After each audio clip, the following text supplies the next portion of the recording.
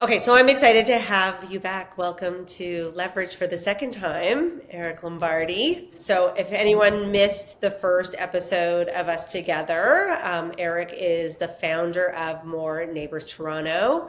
I would say that your fresh perspective in a panel discussion that I saw for ABC Toronto from the lovely Ariella Kimmel, who was just on my podcast as well. Really just drew me to know more about what More Neighbors Toronto was. And I think we had a very interesting discussion about, there's still no pastry shop next to me, but, you never know. There may be one that opens up since I live on a park and, who knows where the city's going. Anyway, so as I was scrolling through social media the other day, I saw that you posted your article in the Toronto Star, and I thought, you know, this is a great topic to discuss. I think every level of government is responsible for the lack of housing, the red tape for housing, the funds for housing, whatever we want to say. So for everybody who did not, and I'm going to put the article link in the show notes, and I'll put it in my bio as well. So if people want to read it, it's a great. What I love about what you do is that you always take a very non-biased approach. You're very listen, it's nonpartisan. I'm not left, I'm not right. I'm just listen, guys, we need more housing, and you're really not going down the path of making it happen. So take it away. What would you say, elevator notes? What caused you to, even write the article to Toronto for the Toronto Star? Yeah, so the topic of the Toronto Star article was on Bill 5 and Bill 17, and I can definitely tell you what their actual names are. Oh, I wrote them down. Yes, I wrote them down, which, by the way, made me laugh. What they're called. So Bill 5 is called Protect Ontario by Unleashing Our Economy Act. Can we just stop for a second? Who comes up with a bill that's called that? I was like, oh, and listen, by the way, I voted for Doug Ford and I hate Doug Ford now. So I'll just put that out for everybody, okay? I'm sorry, I did, and he's disappointed me. But that was the worst. Who names these bills? I'm not sure how the sausage is made, but typically the sausage is supposed to be a good outcome, and still looking a little bloody on this side of things. So unleashing, I love it. Sorry, yes. And then Bill 17 is called Protect Ontario by Building Faster and Smarter Act. So once again, the internal PR sausage machine is really going at it. But the focus of my article is really, there's a lot of criticism coming from a variety of places on both of these bills. And before we get into what I don't like about the bills, I will say that there are elements of both of these that I do agree with. So for example, on Bill 17, which is largely focused on planning and process reform, I do like to see changes for example, when a builder goes to pay development charges, which have become a lot more expensive, typically today, they're actually due at permitting. So if you're going to build a five-year-long condo project, you have to pay them up front. So oftentimes you're taking a loan to pay the taxes, and then the interest on the loan ends up being worth about 25 to 40% over the period of the project. So right, and what's the average period of a project, right? And yeah, exactly. And so what they're allowing industry to do now is pay on occupancy. So it doesn't change the overall development charge, and it shouldn't necessarily change cash flows for cities in the long term, but it is foregoing all this interest expense that ends up driving up some of the cost basis for new housing, and has to be a factor. Or even stopping them from developing at all. I mean, I've had many conversations with them, it is a huge hindrance for sure that those costs are upfront when the permit is delivered. Yeah. So, even in Bill 5, which is really focused less on housing and more on the introduction of things like special economic zones and new powers to the minister, as well as changes to the Species Conservation Act, where decisions about which species get listed as endangered ends up being more of a political decision rather than done by conservation authorities, etc. There's also reduced roles for Indigenous consultations when it comes to mining and resource processes, and I think there's a lot of fair debate around some of these changes, but I'm not like inherently opposed to some of these things. But the thing in these bills is that we also see an expansion of exemption powers for certain ministers. So such as the Minister of Housing is both able to designate a special economic zone, but we're not seeing that there's a process for defining what rules can be changed. In a special economic zone, they're actually just unilaterally given to the minister to decide.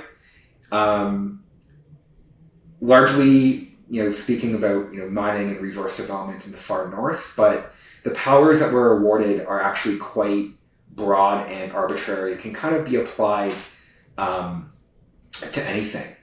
And then similarly, we see an expansion of ministerial zoning orders, which are essentially powers that were once only for the Minister of Municipal Affairs and Housing, but now have been extended also to the Minister of Transportation. And what these allow these ministers to do is permit or change zoning or process obligations for all development that they prefer to see go forward.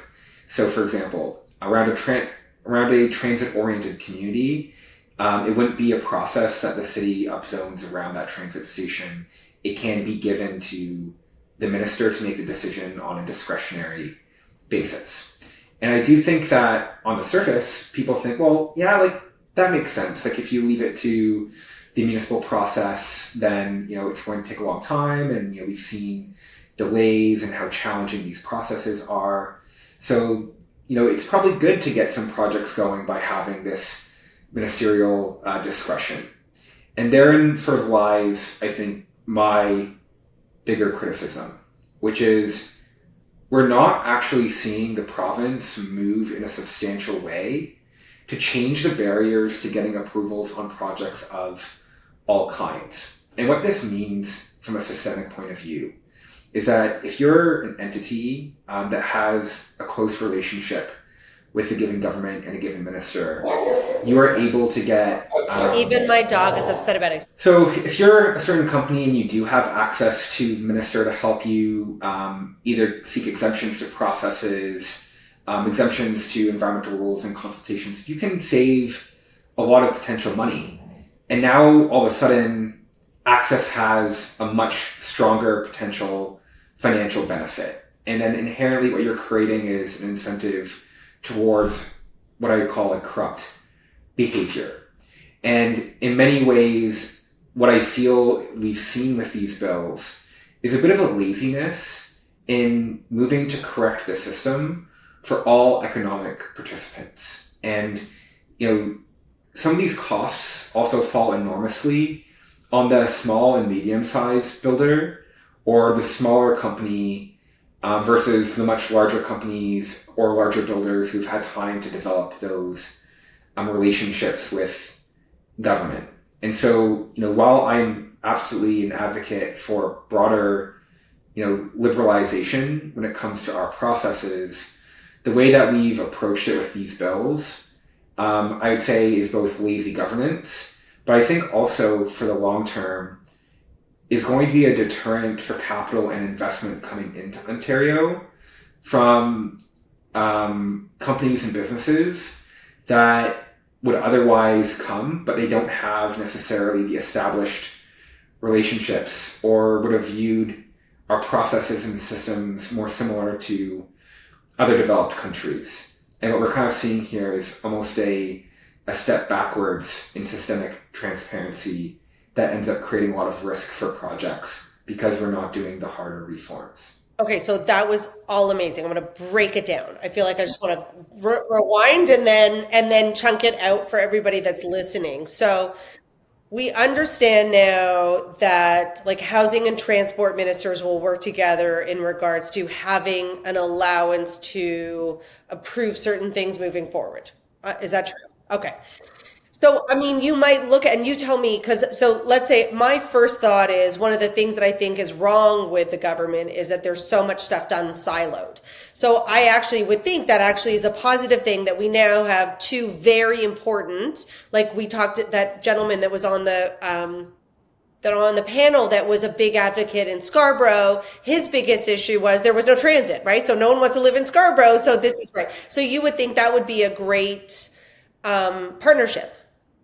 But you're saying it hinders the process, or you like, where do you see that goes wrong? So, I think we do need to have more transit investment, right? But what we're getting for the money we're spending on transit infrastructure is really poor relative to other developed economies. And I think that's because we don't have, and it's been a while since we've had government leaders who really think about systems and the outcomes that they're producing rather than the projects that they're embarking on as like individual things. So like you could talk about we're building the Ontario line, and that's a project.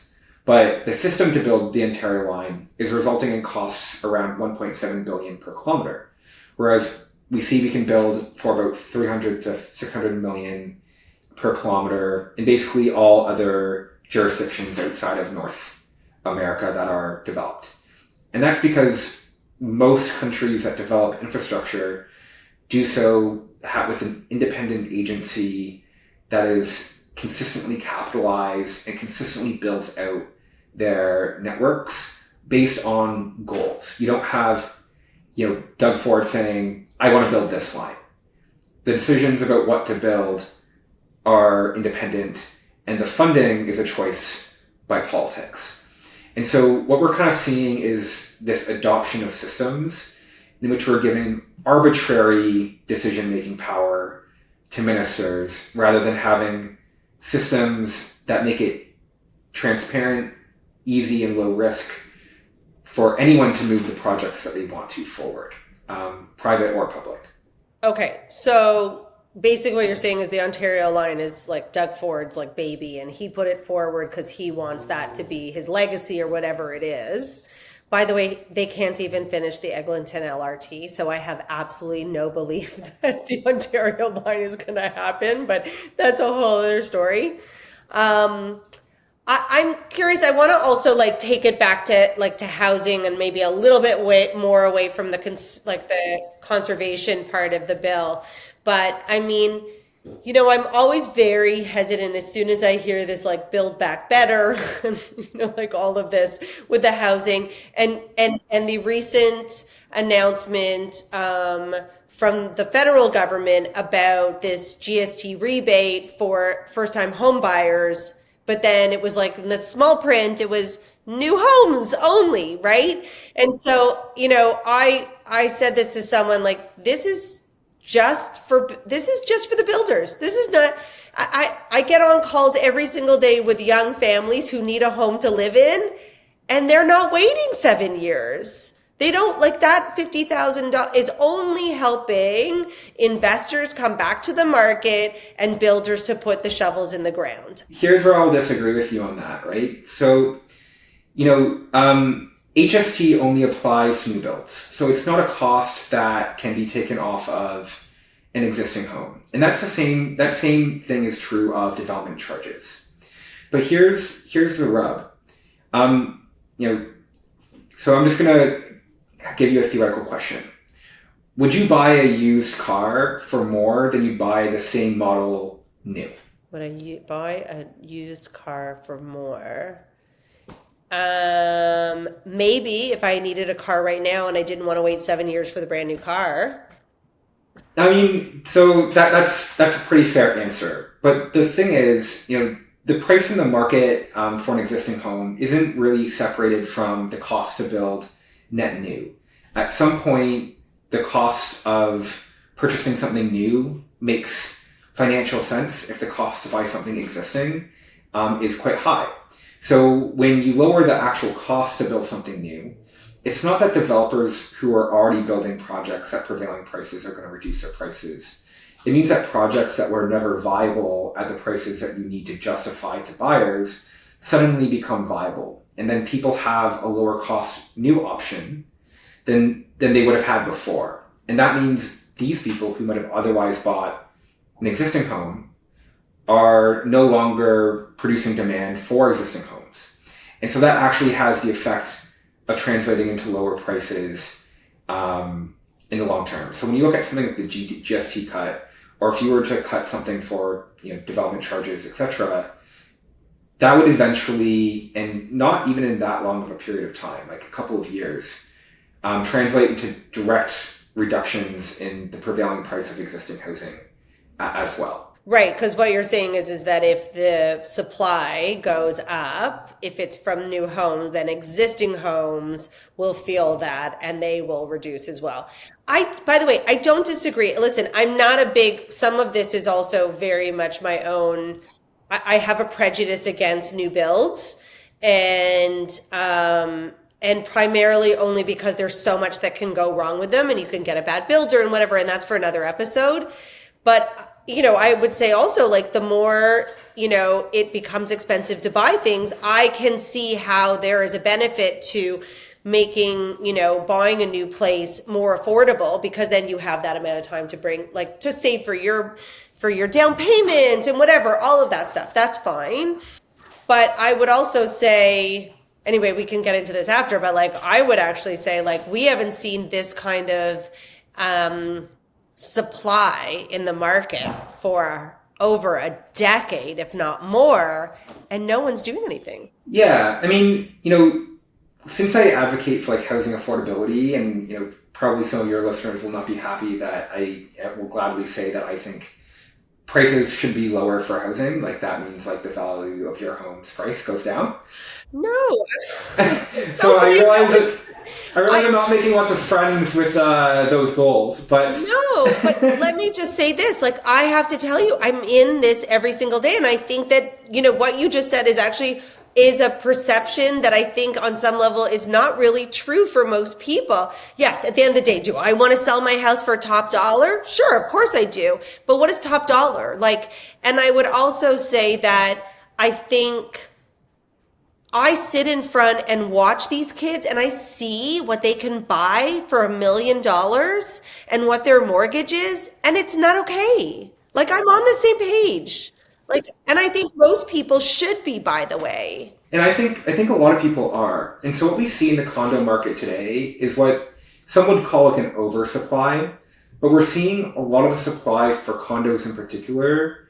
A lot is sitting in the studio and one bedroom. Yeah. Space. That's the problem with the condos. And the result is, though, and like this is why I think it's so important to talk about supply, is the prices for those are going down because there is so much supply. So what we should see, if we look at the fact that we are seeing these price declines and probably future price declines, and especially hitting the studio and one bedroom condo space, but we're not seeing the same types of price declines in the 2-bedroom and 3-bedroom space, is that our markets have not been geared to allowing the construction of 2 and 3-bedroom homes.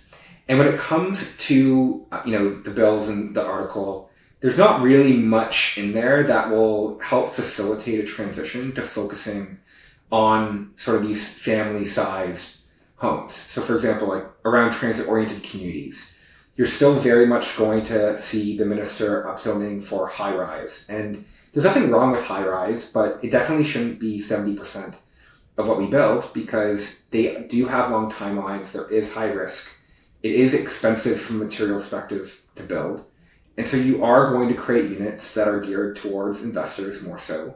And those will continue to be that, studio and you can't raise a family in those. We just picked up from a large property management company that owns many properties. We just picked up some new infill property townhouses that they built, and they came to us and said, we already rented all the 3 bedrooms. They still have 2 bedrooms. Okay. And they're great units, but it was interesting. And I said, oh, okay, well, you'll let us know. And they said, no, there's a waiting list for those 3-bedroom. They're like what Fitztropy is doing, what RioCan's building, right? Like, they're building these kind of made for rental properties, which, by the way, they can't keep. Like, there's no vacancy.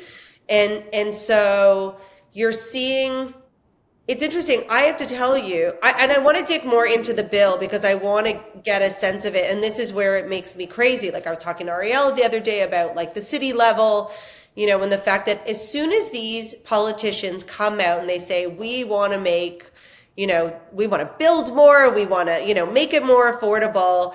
And it sounds really great in a headline or the name that you name the bill, but at the end of the day, it doesn't have anything in the sausage, as you say, right? Like the sausage is not, the math is not mathing. It's not.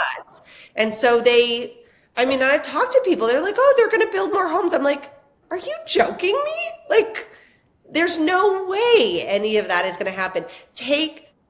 And you tell me if I'm wrong, but I think there would be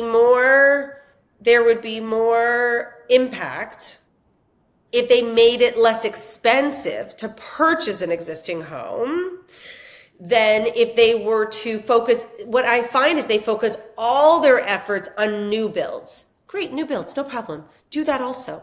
But you have people sitting right now who can't afford a house. What are you doing about the people right now? Nothing. So I have I guess several comments. You can't get the market to lower the price of existing homes without lowering the cost to build next net new. There is sort of like a price floor on whatever the unit economics to build the next incremental square foot that affects the cost of whatever square foot exists today. So I have some data I can even send to you. But in Ontario, for the average new resident, we build half the amount of new square feet than we used to in the 70s. And so the result is the demand for a square foot of space is just going up. So you can't disconnect the two concepts.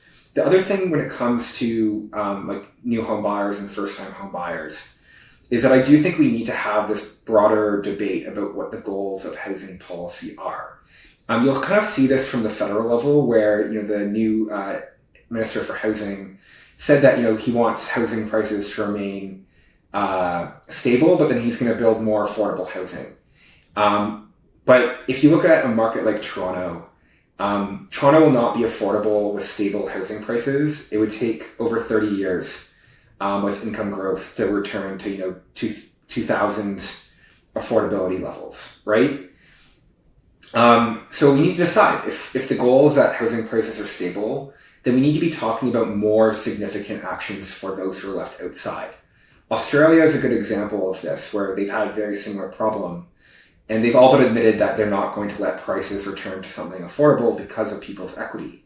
And so the government... Smart. At least they're honest about it. I feel like that's the biggest challenge, right? They're just not there's no honesty around it. Exactly. And in Australia, I don't love this policy, but it's an admission that the government will provide up to 40% of equity for a first-time home buyer earning under a certain amount. I believe it's about $160,000 Canadian. And that will help take out equity that they need to be paying down and reduce the size of the mortgage that they need to pay.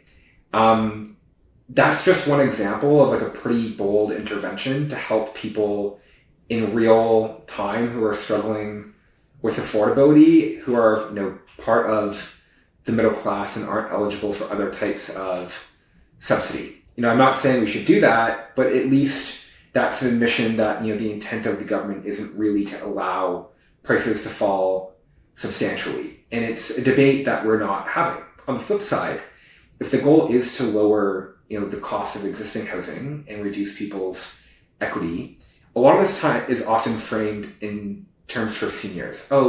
Seniors might be relying on that home equity for retirement. And I actually think this is probably the wrong argument. I think the vast majority of people who will be in financial stress as a result of falling prices are people who purchased their first home within the last 5 years at these elevated levels. And I think, if the government's intent is that, then we should probably be talking about, well, how are we going to help people who are, caught holding the bag, to prevent them from having major bankruptcy, but also consumer sentiment for these households who are often major consumers, like the young families, etc. You don't want to kill their economic sentiment either, nor do you want the financial system to be fearing, carrying all these delinquent loans. And so if we don't talk about what the goals of policy are,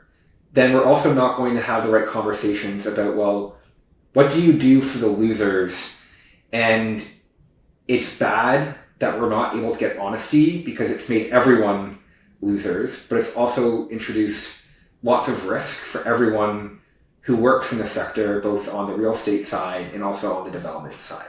Yeah, I just feel as though everyone goes out to campaign and they campaign on the soapbox that they're going to build more houses, they're going to make it more affordable. And then it's a perfect example of like, it was so stereotypical, you know, that meme of that poor boomer guy with like, he gave the guys the finger. Like, I mean, it was like probably the worst thing he could have done in like the wrong time. And I feel for him because this is not the age. And I hear he got like harassed and like it was horrible. But on the other hand, I'm like, you just became the poster child of what everybody had an issue with. And then and then the liberals get voted into power. And then they're like, you know what? We're going to leave the prices up there. It's fine. And I'm like, I don't even like I don't even know what to tell people anymore. I'm like, you know what? It's also like it's not a blanket Canada issue. Like what were the latest numbers? We just let in over 850,000 new immigrants in the first 4 months. But here, there's a perfect example. How many new homes did we build in the first 4 months? Where are we putting these people? I don't have the data for that one right off the top of my head, but the prevailing rate of growth in housing in Canada is about 250,000 units a year. We also know that starts in Ontario are down quite a bit. So in the first quarter, Alberta, which has a third of the population of Ontario, had more housing starts than Ontario did. And in Alberta, the majority of starts are actually in larger home formats, like single family and row and townhomes. Whereas about 60 to 70% of new starts in Ontario are in condos. And so this also gets into, I think people do like to, pin the tail on the federal government when it comes to a lot of housing. But back to sort of, part of the argument I was making in Toronto Star is, I think people underestimate just how important the province is in pursuing reforms. I completely agree. And how slow and poor they've been. In fact, there's a new housing bill introduced almost every year that tweaks a lot of the major planning acts. And this ends up actually being quite bad for a lot of municipalities because then they have to go interpret the changes, reflect them in their policy. It creates a ton of risk and uncertainty for everyone involved, and it even delays some investment because there are builders who will say, well, I've been hearing rumors that this change will come in like the next year, so do I just hold off I don't want to get caught. on this project so that I can get the benefit of that. Whereas what we're trying to tell to the minister and to the Ford government is you need to make some fairly bold reforms, and you should kind of do it once and then allow like 5 years. But because they're not willing to do some of the bold things, we're kind of stuck in this permanent conversation about affordability. And, that's what frustrates me a lot with Bill 17 is, we have been looking for the province to liberalize land use broadly within the GTA. Municipalities have a hard time doing this by themselves. Similar with grappling with development charges, I know that there's conversation with the federal government on this, but the best solutions will come from the province on this. And, there was even rumors that they were going to move on them, and they didn't really in the most, the substantial way that people were hoping for. But instead they've kind of gone and said, well, we're going to give some of these arbitrary powers to ministers. And, the response is like, that's not really what people are asking for. People are asking for a simpler, clearer system with less burdens so that, anyone can go forward with housing. And, I will say that the other piece from the province, they've been very delinquent on reforming things like the building code, which was actually supposed to happen last year, but it hasn't, and we don't know when it's going to happen. But things like allowing for single egress designs, which means that was big. Yes, I remember. For those who are listening, Any building over 4 stories in Ontario requires you to have 2 means of egress, typically with a double loaded corridor, which is sort of like a hotel corridor. This is really common in condos in Canada, but if you were to go to Europe, it's actually very uncommon. And what the typical built firm in most other countries is single egress designs. And this allows you to save so much space in your building for the actual units that people are living in. And this one is critical if we want more family-oriented flats in sort of the multiplex or 4 to 6 story apartment formats. The one other item I think that we've really been sleeping on is elevator code reform. So immediately at 4 stories, you have to build in I don't know exactly what the name of it, but an elevator that would otherwise be in a 50-story building. Whereas if you go to most of the world, for these small buildings, typically they'll have a very small elevator. People will experience it when they're traveling, but they're not allowed here. And so all these types of things add costs, even if you don't include the changes to zoning. And I think the province has been really negligent on doing the detailed transformative reforms and continues, unfortunately, to go for the cheap and easy. So a couple of things. And first of all, I want to say I agree with you on the provincial side, even though I rage about federal. But I mean, I believe that one of the biggest challenges we have is the province's fault from a housing perspective, because I think that there would be more people who would say, you know what, I'll live in, I'm just using Aurora, for example, but like I would live in Aurora, I'd live in Newmarket, I'd live whatever, because you know what, transit is so good. I can commute.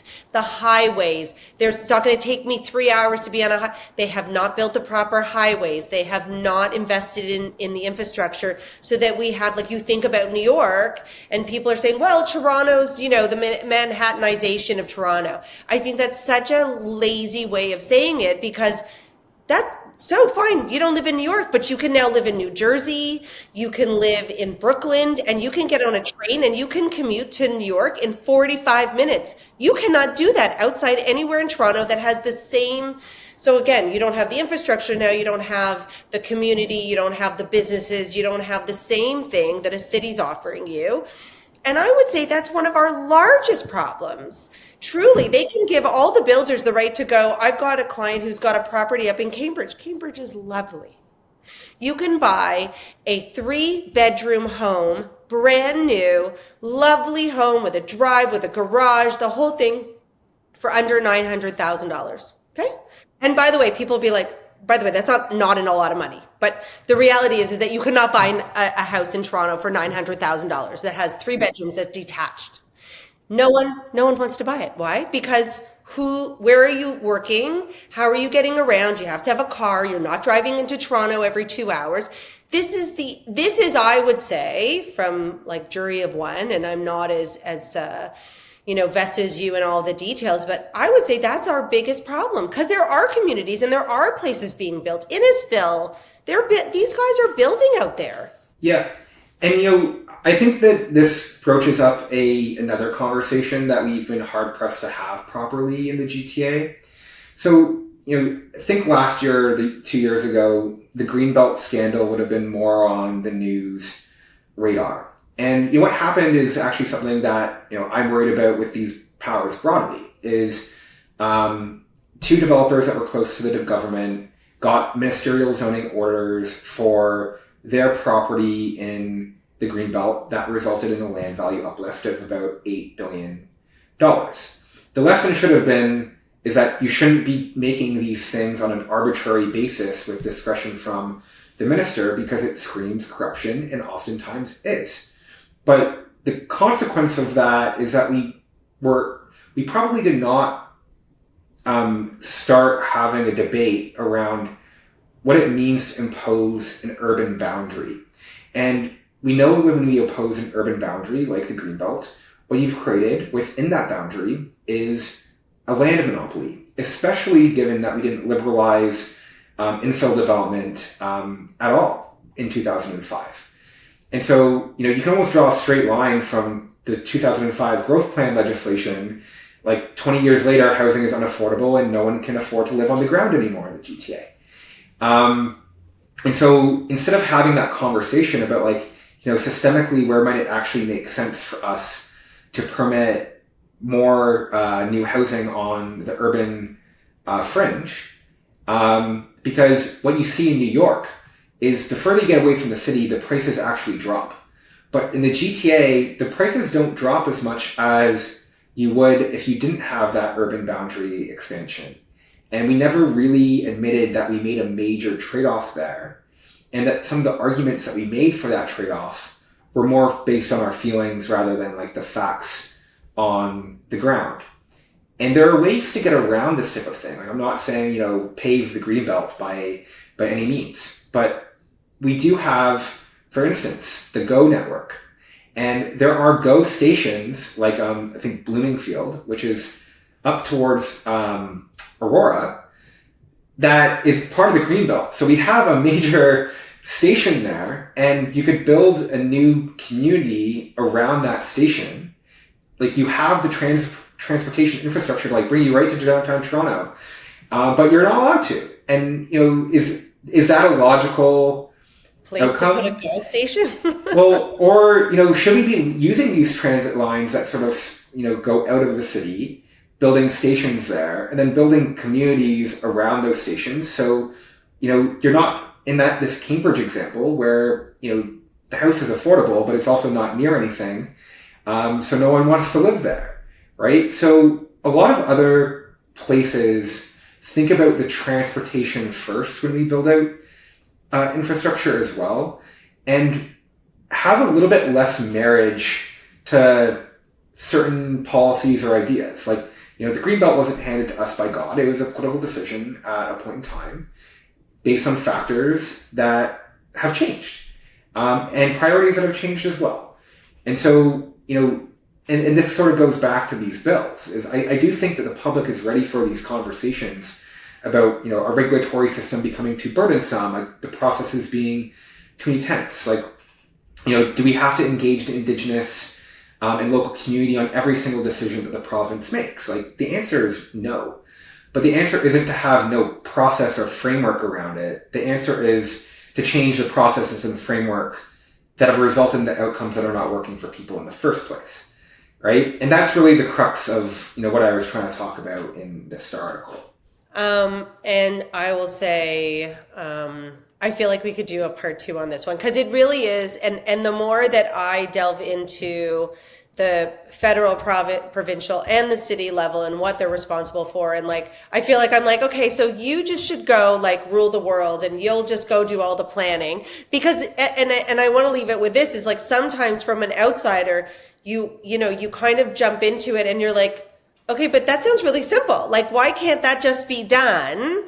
And then you get a little closer and you find out why, because there's no processes. You can't run a company without systems in place. And that's why, not to say that they should be run by a company, but there's a lot wrong. And why I wanted to have this discussion was because I think that these bills and these government announcements about things that they're, writing into legislation sound really good, but I'll leave it this, the sausage is just, it's not finished.